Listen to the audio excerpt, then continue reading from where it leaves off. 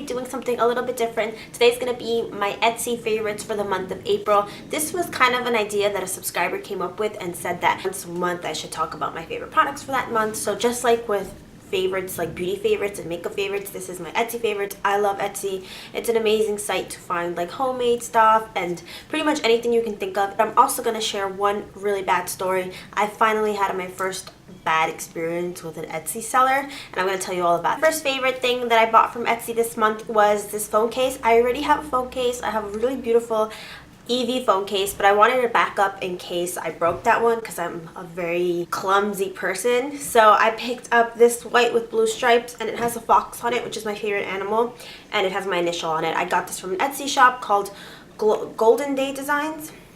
It's a tough case, so it has a double layer. It has like a rubberized case inside, and then you place this hard case over it, and I absolutely love it. My next favorite is a necklace. I posted this on Instagram, and it's a Luma. If you've ever played any of the Mario Galaxy games for the Wii, then you would have probably seen this before. This is sold by KawaiiPowerUp, and I saw this on Instagram on the popular page a really long time ago, and I decided to investigate, and I found it, and I love it. And she always has coupons at her website, and they're pretty cheap, and they also come in a whole bunch of different colors. It's pretty big, so it can be considered, I guess, a statement. Okay, so my last favorite is this heart meter necklace from Zelda. Basically just a heart, but if you've ever played any of the Zelda games, these are the hearts that are kind of like on the top left or right hand corner of the screen while you're playing. Basically, it basically indicates what your life levels are at that moment or whatever, you know what I mean.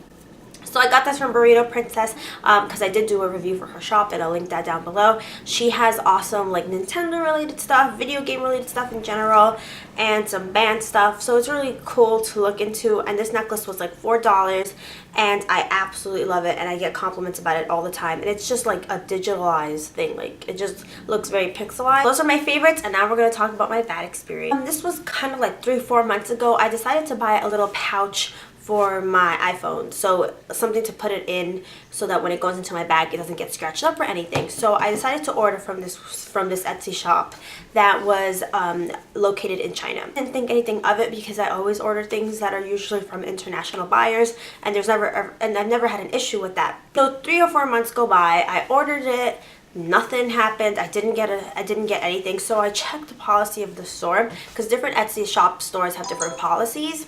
Sorry, that was my phone. And basically their policy was like, we're not responsible for anything that gets lost in the mail or whatever, like they're just not responsible for it. And that was my first assumption, that it got lost in the mail. That sometimes happens. USPS is unreliable. International trade is just, it can be messy. So, and it didn't have tracking, so there was really no way of me finding out where it was. So I just left a review. I was like, there's no point in me contacting them if that's what they're going to tell me, if that's their policy. So I left a review. It was not super harsh at all. I gave it 2 stars, and I was like, you know what? This was probably lost in the mail, and I was a little bit disappointed about it. But I didn't ask for my money back. I was not complaining in a rude way or anything. So a couple days later, I get a response back, or the owner, I don't know if it was a woman or a man, responded back on the review saying that they're sorry that this keeps happening, and that they'll have to start charging people start putting tracking onto their orders, even though that's going to be too expensive for them. But whatever, I didn't say anything back, or I didn't reply back because there was really no point. So 2 more weeks come, and it's already been like 3 months, as I said, and it finally arrives. And I contacted the owner, and I was like, oh, actually it did arrive, so I'm gonna go change my review. And I couldn't change my review because Etsy has a policy that once a shop owner responds to your feedback, you're not allowed to change it. So I couldn't do that, and they contacted me back. They gave me such a condescending response. They're like, you should have thought, well, next time in the future you should think more carefully about what the actions you do, because we have been building up our reputation for many years.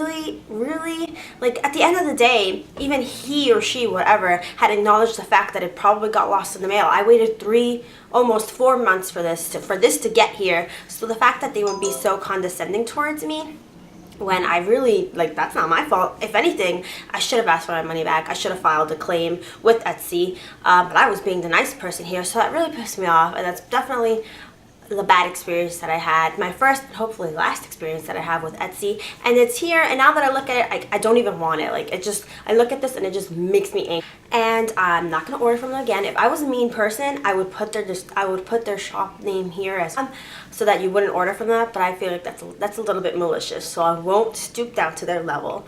But it did piss me off. That's it for my Etsy favorites of April. I hope you guys enjoyed. Let me know what you think of the series, and I will see you guys next time. Bye!